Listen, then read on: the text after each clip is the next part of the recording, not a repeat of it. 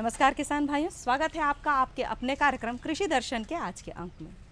किसान भाइयों, मौसम परिवर्तन के साथ साथ हमें अपने खेत खलिहानों में कौन कौन से सामयिक कार्य करने चाहिए, खेती के उन्नत और वैज्ञानिक तरीके क्या क्या हैं, किस प्रकार से हम जैविक खाद को प्रयोग में लाकर रासायनिक खाद के दुष्परिणामों से बच सकते हैं, ऐसी ही जानकारियों का समावेश रहता है हमारे इस कार्यक्रम के अंदर। और किसान भाइयों, आज के अंक में क्या क्या है यह तो आप आगे जानेंगे ही।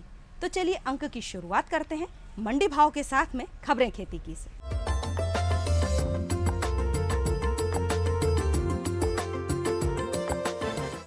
नमस्कार किसान भाइयों, खबरें खेती की में आपका स्वागत है। सबसे पहले नजर डालते हैं खास खबरों पर।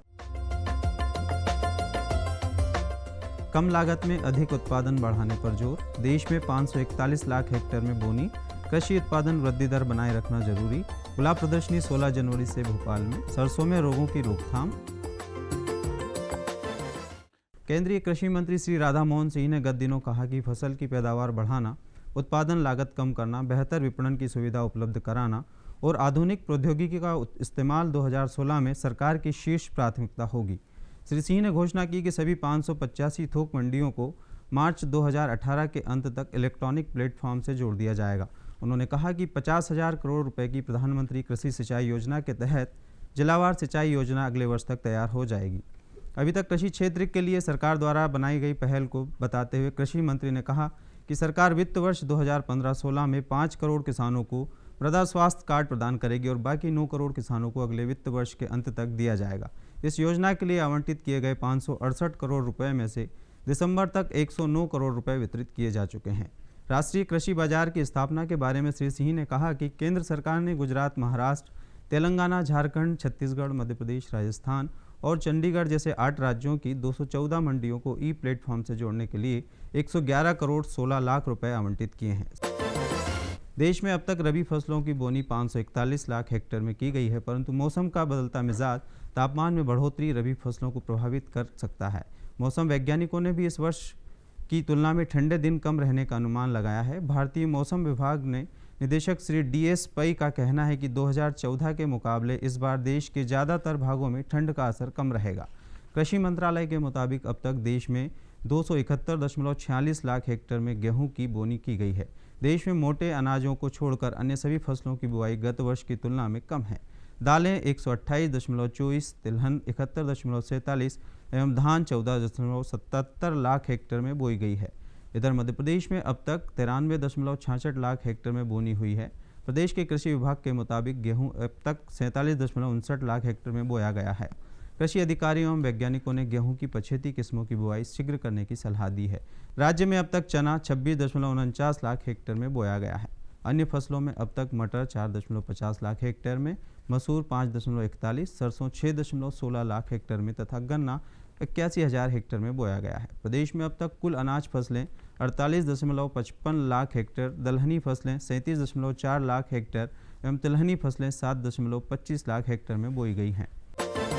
मध्य प्रदेश के किसान कल्याण तथा कृषि विकास मंत्री श्री गौरीशंकर बिसेन ने कहा है कि देश की खाद्यान्न आवश्यकता को पूरा करने के लिए हर साल कृषि उत्पादन में 4% की वृद्धि दर बनाए रखना जरूरी है। इसके लिए कृषि वैज्ञानिकों को किसानों को नित्य नई तकनीक और वैकल्पिक फसलों के लाभ से अवगत कराना होगा ताकि वे देश की जरूरत के मुताबिक उत्पादन कर सके। श्री बिसेन ने भोपाल में international agri and horti technology expo में बोल रहे थे। श्री बिसेन ने कहा कि जलवायु में निरंतर परिवर्तन हो रहा है, इससे पारंपरिक फसलें प्रभावित हो रही हैं। ऐसी स्थिति में यह जरूरी है कि हम किसानों को वैकल्पिक खेती जैसे फल सब्जी के साथ साथ अन्य आय के स्रोत की तरफ प्रेरित करें और उन्हें संसाधन उपलब्ध करवाएं। उन्होंने कहा कि आज आवश्यकता समन्वित कृषि प्रणाली को अपनाने की है। उन्होंने बताया कि सरकार ने किसानों को समृद्ध बनाने और खेती को लाभ का व्यवसाय बनाने का बीड़ा उठाया है। इसी का परिणाम है कि प्रदेश को पिछले 3 वर्ष से कृषि कर्मण अवार्ड मिल रहा है। कृषि उत्पादन में भी 10 वर्ष पहले जो स्थिति थी उसमें 110% की वृद्धि हुई है। गेहूं, धान, मक्का के उत्पादन में भी वृद्धि हो रही है। प्रदेश की कृषि क्षेत्र बढ़कर 2.31 करोड़ हेक्टेयर हो गया है। International agri and horti technology expo भारतीय मीडिया एवं इवेंट किसान कल्याण एवं कृषि विकास विभाग द्वारा किया गया कार्यक्रम का समापन सांसद श्री आलोक संजर ने किया। मध्य प्रदेश रोज सोसाइटी एवं संचालनालय उद्यानिकी एवं प्रक्षेत्र वानिकी द्वारा 16 एवं 17 जनवरी 2016 को 35वीं अखिल भारतीय गुलाब प्रदर्शनी का आयोजन लिंक रोड नंबर 1 भोपाल स्थित गुलाब उद्यान में किया जाएगा। प्रदर्शनी की तैयारी प्रारंभ कर दी गई है। उद्यानिकी विभाग के मुताबिक इस 2 दिवसीय गुलाब प्रदर्शनी में कई कलर एवं विभिन्न किस्मों के गुलाब प्रदर्शित किए जाएंगे। इस दौरान प्रतियोगिता का आयोजन भी किया जाएगा, जिससे शहर के गुलाब उत्पादक, शासकीय एवं निजी उद्यान, कट फ्लावर शामिल होंगे। रबी की फसल तिलहनी फसल सरसों अपनी बढ़वार अवस्था में है। इस समय फसल में रोगों की रोकथाम करना किसानों के लिए लाभदायक होगा तथा उत्पादन बेहतर मिलेगा। सरसों में प्रमुख रूप से काले धब्बे वाला रोग, सफ़ेद रतुआ, डाउनी मिल्ड्यू तथा तना गलन प्रमुख है। इस समय फसल पर काला धब्बा, सफ़ेद रतुआ या डाउनी मिल्ड्यू रोग दिखते ही डाइथेन M45 के 0.2% घोल का छिड़काव करना चाहिए। छिड़काव 15 दिन बाद अवश्य दोहराएं। 1 एकड़ में 200 लीटर घोल अवश्य छिड़कें। यदि आपके क्षेत्र में सरसों में तना गलन रोग हर वर्ष आता है तो बुआई के 45 से 50 दिन बाद वाविस्टिन के 0.1% घोल का छिड़काव कर दें। आवश्यकता पड़ने पर 15 दिन बाद छिड़काव दोहराएं। उपरोक्त उपाय करने पर फसल को सुरक्षित रखा जा सकता है। तो किसान भाइयों, खबरें खेती की में आज इतना ही। आप देखिए मंडी भाव और मुझे दीजिए आज्ञा। नमस्कार।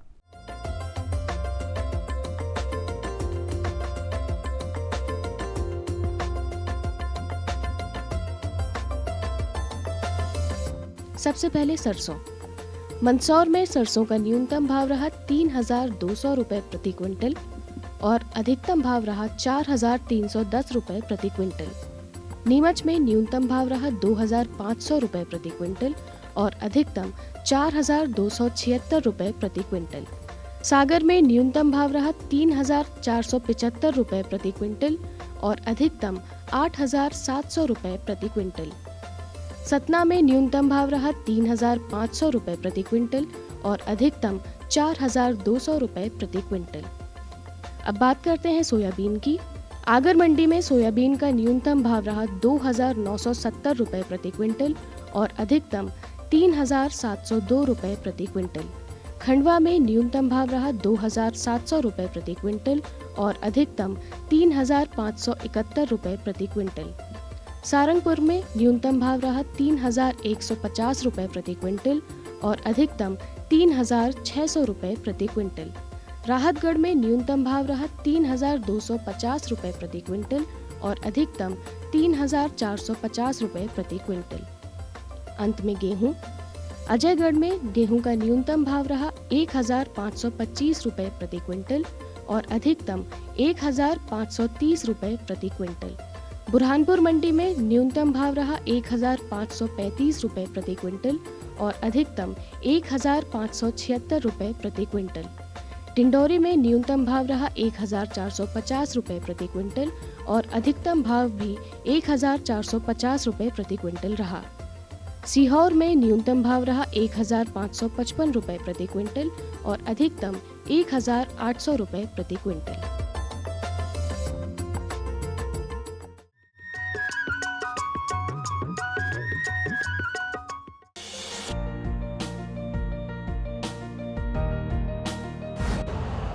यूरिया का स्वदेशी उत्पादन 70 लाख टन बढ़ाने के लिए 6 उर्वरक संयंत्रों का उद्धार किया जा रहा है।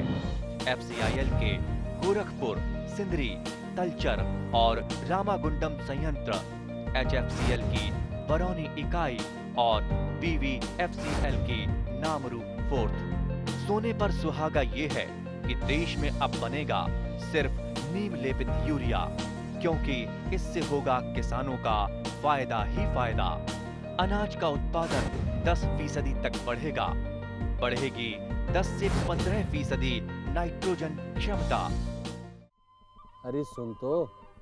मुझे क्या सुनाना चाहते हो? जो सुनाओ मेरी सौतन को। किसको? अरे वही तुम्हारा मोबाइल फोन जिससे सुबह शाम दिन रात चिपके रहते थे और कहते थे किसान कॉल सेंटर से बातें हो रही हैं। अच्छा ये बात है। हाँ, क्यों? क्या हुआ? अब बात नहीं होती क्या? अब तो झट से बात हो जाती है। ऐसा क्या? हाँ, अब तो ज्यादा लाइनें और खास तकनीक के कारण खेती के माहिरों से तुरंत बात हो जाती है।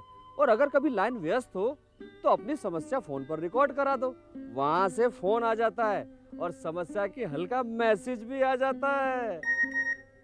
ये देखो आ गया। अरे वाह, इसका मतलब इंतजार की घड़ी अब खत्म। हाँ। तभी मैं सोचूं कि आजकल मुझ पर इतना प्यार क्यों आ रहा है। कृषि संबंधी समस्याओं का अपनी भाषा में तुरंत हल पाने के लिए पूरे भारत में किसी भी फोन से हेल्पलाइन नंबर पर संपर्क करें। किसानों का दोस्त किसान कॉल सेंटर। ये बदलाव क्या है भैया? ये बड़े काम की चीज है। इंसान की सोच में अगर बदलाव आ जाए तो सब कुछ मुमकिन है, सब कुछ संभव है। अब ये बदलाव फिर आ रहा है। हर सूरत की मुस्कान में वो आपको दिखाई देगा। तो चलिए एक नई शुरुआत करते हैं, कुछ बदलाव करते हैं। दूरदर्शन किसान, एक नया चैनल जहां बातें होंगी बदलाव की और आपके कल की बेहतर शुरुआत की। छेड़ो बातें बदलाव की।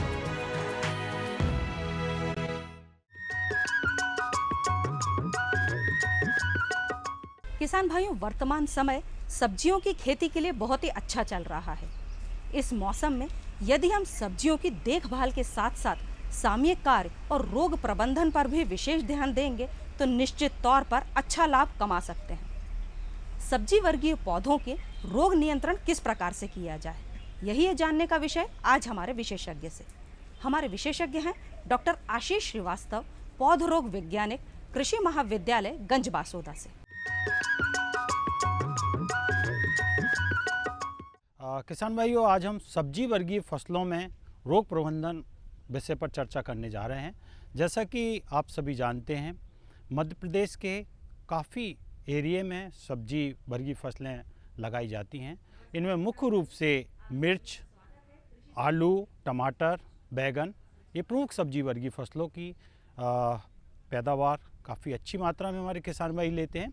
लेकिन पैदावार में ऐसा देखने को आ रहा है कि पैदावार में लगातार कमी हो रही है और इसका प्रमुख कारण है किसान भाइयों का रोग प्रबंधन के सही उपाय न करना। और रोग प्रबंधन के सही उपाय न होने के पीछे सबसे महत्वपूर्ण कारण जो सामने आया है वह है रोगों की सही पहचान न होना।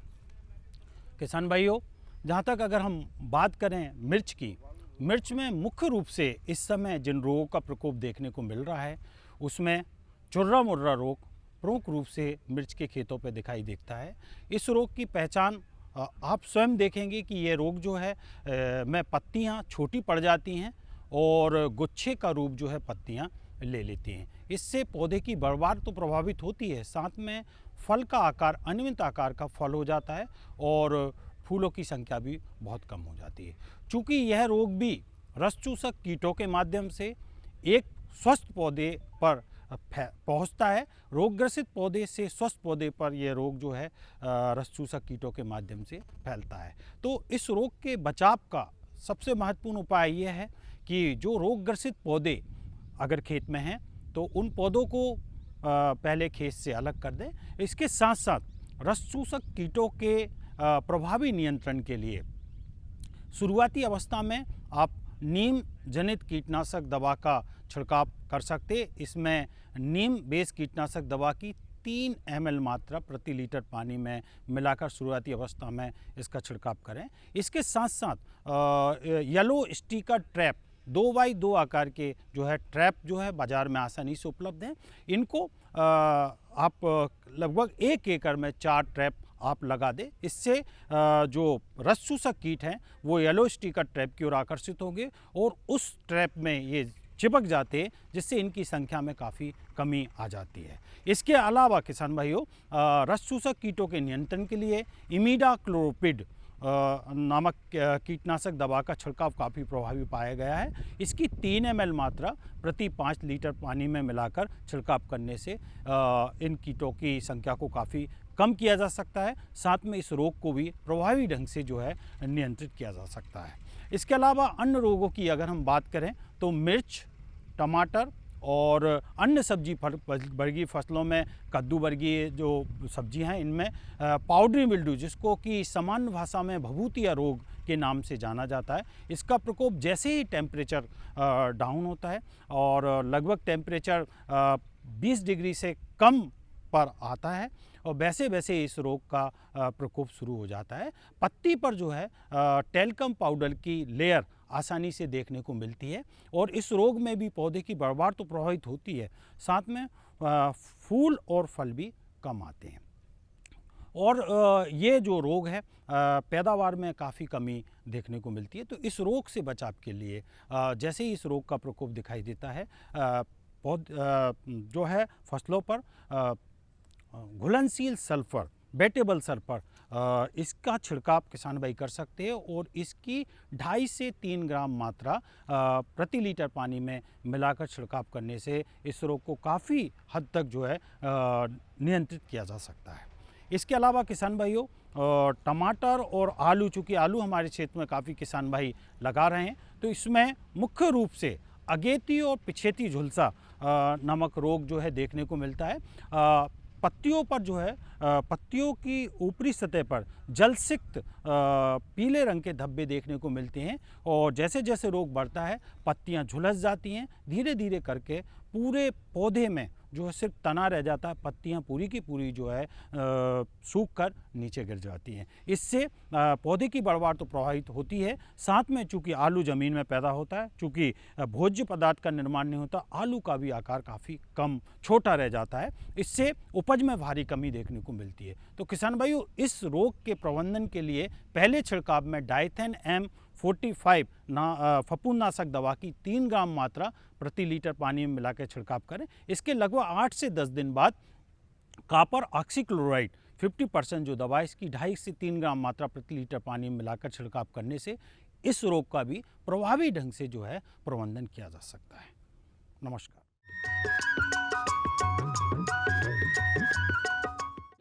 किसानों से होंगे सवाल, देंगे सटीक जवाब, तो जीतेंगे किसान कप। किसानों का खुला मंच, नजर रहेगी कृषि वैज्ञानिकों की। गोबर की खाद में हमारे सूक्ष्म पोषक तत्व भी होते हैं। किसान प्रश्न मंच गुरुवार शाम 7:30 पर। डीडी किसान, बदलते भारत की शान। हम आ रहे हैं आपके गांव, सामान्य ज्ञान के पूछेंगे सवाल। भारत दूध उत्पादन में विश्व में किस नंबर पर आता है? और आपके ऑप्शंस हैं ए पहले, बी दूसरे, सी तीसरे या डी चौथे। सही जवाब दिया है। देखें घूमते फिरते रविवार सुबह 7:30 पर। डीडी किसान, बदलते भारत की शान। हर गांव को शिक्षा, हर हाथ को रोजगार, सुविधाएं बुनियादी हो या हो तकनीकों की भरमार, सांसदों की देखभाल से अब बनेगा स्मार्ट काम। डीडी किसान, बदलते भारत की शान।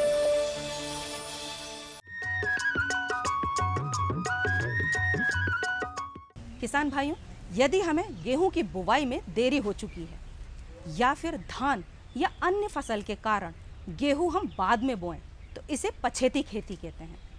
पछेती खेती के अंतर्गत बीजों की उन्नत किस्म, बीजों की मात्रा, बीजोपचार, भूमि जनित रोगों के विषय में जानकारी लेना बहुत ज़रूरी है। देर से की गई गेहूं की बुवाई की उन्नत तकनीक क्या है, यही आज आपको बताएंगे स्वप्निल दुबे, प्रभारी कृषि विज्ञान केंद्र रायसेन से। तो मैं आज आपको देरी से जो गेहूं की बुआई कर रहे हैं किसान भाई, उसमें किन बातों को विशेष ध्यान रखें, साथ ही खरपतवार नियंत्रण जो कि गेहूं में उत्पादन में महत्वपूर्ण जो एक कारक होता है, उसके बारे में आपसे चर्चा करूंगा। किसान भाई, जैसा हम देख रहे हैं कि कई ऐसे क्षेत्र हैं जहां पे धान के बाद गेहूं की फसल ली जाती है, और जैसे हम जिलों की बात करें तो जैसे रायसेन है, होशंगाबाद है, विदिशा है, सीहोर, ऐसे कई ज़िले हैं जहाँ सुगंधित धान के बाद जो है गेहूं की फसल ली जाती है और दिसंबर अंत या जनवरी के पहले सप्ताह तक बोनी होती है। तो ऐसे क्षेत्र हैं जहाँ पे धान के बाद गेहूं की देरी से बुआई हो रही है, वहाँ पे गेहूं के लिए कई बातों का ध्यान रखना है। उसमें मुख्य बात आती है कि जो हम बीजों का चुनाव करते हैं, हालांकि इस समय बीज उपलब्धता बहुत कम हो जाती है, तो आगे से हम ध्यान रखें कि जो देर से बोने वाली प्रजातियां हैं, जैसे MP 1203, MP 3336, MP 3238 या लोकवन या HD 2864, तो ये जो हमने 4-5 आपसे किस्मों की चर्चा करी, इन किस्मों का हम बीज लें। ये बीज जो है लेट अवस्था में भी 40 से 45 कुंटल प्रति हेक्टेयर की पैदावार देते हैं। तो इसका विशेष ध्यान रखना है कि जो हमारी सिंचित प्रजातियां हैं, जैसे GW 322 है, HI 1544 है, इनका उपयोग न करके देर से बोने वाली प्रजातियों का ही हम उपयोग करें, ताकि हमको उत्पादन अधिक मिल सके। दूसरी महत्वपूर्ण बात आती है बीज की मात्रा। सामान्यतः हम कहते हैं कि जो गेहूं की बुआई के लिए 1 एकड़ में 40 किलो या 2.5 एकड़ में जो है 100 किलो बीज पर्याप्त होता है, पर देरी से जब बुआई की बात करते हैं तो बीज दर हमको 25% बढ़ा के बोना चाहिए। यदि एकड़ में बात करें तो लगभग 10 किलो एकड़ हम बीज बढ़ा लें, और हेक्टेयर में बात करें तो लगभग 25 किलो हम जो है 100 की जगह 125 किलो बीज दर का हम उपयोग करते हैं, तो भी हमको देरी से गेहूँ की बुआई में अच्छा उत्पादन मिलता है। तीसरी हम बात करेंगे जो हमारी बोने का तरीका है। सामान्यतः किसान भाई जो है सिंगल बोते हैं, तो यदि हम देरी से बो रहे हैं तो इसमें कतार से कतार की दूरी जो 9 इंच रखी जाती है, उसको भी हम 5 इंच तक रख सकते हैं। 9 के बजाय 5 से 7 इंच रख के बुआई करें, और चाहे तो क्रॉस यदि बोना चाहे किसान तो क्रॉस में भी बुआई कर सकता है, ताकि उत्पादन उसका बढ़ सके। तीसरी महत्वपूर्ण बात आती है कतार से कतार की दूरी के बाद जो खाद की मात्रा है। खाद की मात्रा का हमको 25%, जो हम सामान्यतः 100% की जो सिंचित गेहूं में हम बात करते हैं कि सिंचित गेहूं में यदि अच्छा उत्पादन लेना है तो हमको 125 किलो DAP, 200 किलो यूरिया और 50 किलो पोटाश की आवश्यकता होती है। तो इसकी मात्रा हमको 25% कम करके बुआई करें। और जो हमारा अंत में जो पहला पानी आता है गेहूं में, जो हम क्रांतिक अवस्था की बात करते हैं, तो पहला पानी सामान्यतः हम पहली सिंचाई 21 दिन पे आती है, पर जब देरी से बुआई होती है तो गेहूं की, तो उस समय क्राउन रूट जो है देर से आती है, तो 20 दिन के बजाय पहला पानी 30 दिन पे रखें। तो इस तरह जिन क्षेत्रों में देरी से बुआई चल रही है गेहूं की, वहाँ पे 4 बातों का मुख्य ध्यान रखें। पुनः एक बार मैं बता देता हूँ। उपयुक्त किस्मों का चयन करें, बीज दर की मात्रा हम 25% बढ़ा लें, खाद की मात्रा हम 25% कम कर लें, क्रॉस में भी बोनी कर सकते हैं, और पहला पानी हम 30 दिन पे करें। तो ये 3-4 बातें हमारे किसान भाई यदि ध्यान में रखते हैं और इनका उपयोग करते हैं, तो देरी से बुआई में भी गेहूं का हम अच्छा उत्पादन ले सकते हैं। दूसरा एक महत्वपूर्ण बिंदु है खरपतवार नियंत्रण। सामान्यतः देखने में आता है कि जो सिंचित गेहूं है, जहाँ पे पानी लग रहा है, नहर से लग रहा है, ट्यूबवेल से लग रहा है, तो सिंचित गेहूं में जो है खरपतवार की समस्या दिन प्रतिदिन बढ़ती जा रही है। आपने देखा होगा गेहूं में 2 तरह के खरपतवार आते हैं, एक सकरी पत्ती के खरपतवार और दूसरे चौड़ी पत्ती के। सकरी पत्ती के जो खरपतवार रहते हैं उसमें गेहूँ का मामा मुख्य आता है, और दूसरा जंगली जई आती है, और चौड़ी पत्ती में हिरनखुरी है, हिरमची है, बथुआ है, सेंजी है, ये मुख्य जो है खरपतवार होते हैं। तो इनका नियंत्रण करना बहुत आवश्यक है। तो जैसे ही पहला पानी हमारा लगता है गेहूं में 20 दिन, 22 दिन, 25 दिन पे, तो उस नमी में हम जो है ये कचरे की दवा का उपयोग कर सकते हैं। यदि खेत में सकरी पत्ती के खरपतवार हैं तो आइसोप्रोटान दवाई आती है, मात्रा हमको लगेगी आइसोप्रोटान 75 WP के नाम से आता है, 400 ml एकड़ या 1 लीटर 2.5 एकड़ के लिए पर्याप्त है, जो सकरी पत्ती पर अच्छा कार्य करता है। दूसरी एक दवाई आती है, यदि चौड़ी पत्ती के खरपतवार ज़्यादा है तो 2,4-D सोडियम साल्ट, इसका हम उपयोग कर सकते हैं। 38 cc मात्रा आती है, और इसकी मात्रा रहेगी 1.25 लीटर 500 ml एकड़ के हिसाब से। और कई ऐसे क्षेत्र जहाँ सकरी और चौड़ी पत्ती दोनों के खरपतवार आते हैं, तो वहाँ पे सल्फोसल्फ्यूरान प्लस मेट सल्फ्यूरान के नाम से दवाई आती है, तो उसका उपयोग कर सकते हैं। पर ये ध्यान ये रखना है कि जैसे ही हम पहला पानी लगाते हैं उसके बाद पर्याप्त नमी में हम खरपतवार नाशक दवाओं का छिड़काव करें। और इस तरीके से यदि हम खरपतवार को नियंत्रित करते हैं, इसके साथ ही खरपतवार नियंत्रण की अन्य विधियां हैं जिनका हमको पूर्व में उपयोग करना चाहिए था। जैसे हम जो है अच्छे बीज का हम उपयोग करते हैं, प्रमाणित बीजों का उपयोग करते हैं। तो यदि हम खरपतवार नियंत्रण प्रमाणित बीज के माध्यम से अपने बीजों के जो यंत्र हैं, बुआई यंत्र हैं, उनकी साफ़ सफाई करते हैं, तो इस तरीके से पक्के गोबर का यदि उपयोग करते हैं, तो इस तरीके से यदि हम खरपतवार के बीज को खेत में पहले ही ना आने दें, तो इस तरीके से भी हम खरपतवार का नियंत्रण करके, और गेहूं की जो हमने बात करी तो दोनों का बातों का विशेष ध्यान रख के पिछेती गेहूं में और खरपतवार नियंत्रण करके गेहूं का हम अच्छा उत्पादन ले सकते हैं। नमस्कार। शहर से आया है ना तिवारी सेठ, वो जबरदस्ती हम किसानों की जमीन हड़पना चाहता है। रुपया चाहे ईमानदारी से कमाया जाए या बेईमानी से, रुपया रुपया होता है। ऐसा रुपया कभी रास नहीं आता बड़े भैया। आप कौन? तेरे पति का बाप बोल रहा हूँ, समझा दे उसे। अगर वो अपनी जिद पर अड़ा रहा ना तो इसका अंजाम बहुत बुरा होगा। धरती की गोद में डीडी किसान, बदलते भारत की शान।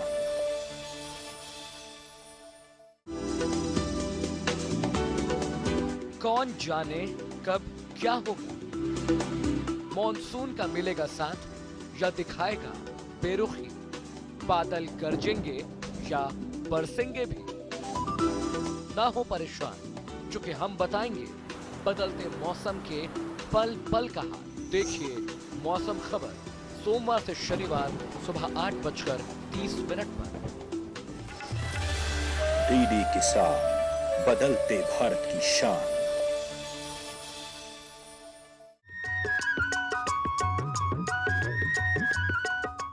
किसान भाइयों, यह तो था हमारा आज का अंक। आज के अंक के माध्यम से दी गई जानकारियों से आप निश्चित तौर पर लाभान्वित होंगे। फिर भी यदि किसी किसान भाई के मन में कोई प्रश्न या जिज्ञासा है, या फिर कोई किसान भाई अपनी सफलता की कहानी हम तक पहुंचाना चाहे, तो पत्राचार करना ना भूलिएगा। पत्राचार करने के लिए हमारा पता नोट कर लीजिए। हमारा पता है कार्यक्रम कृषि दर्शन, द्वारा निदेशक, कमरा नंबर 4, दूरदर्शन केंद्र, Shyamla Hills, Bhopal. Pin code है 462013। किसान भाइयों, आज का कार्यक्रम हम यहीं पर समाप्त करने की आज्ञा चाहते हैं। अगले अंक में फिर होगी मुलाकात कुछ अन्य कृषि संबंधित जानकारियों के साथ। तब तक के लिए मैं पूर्वा आपसे आज्ञा चाहती हूँ। नमस्कार।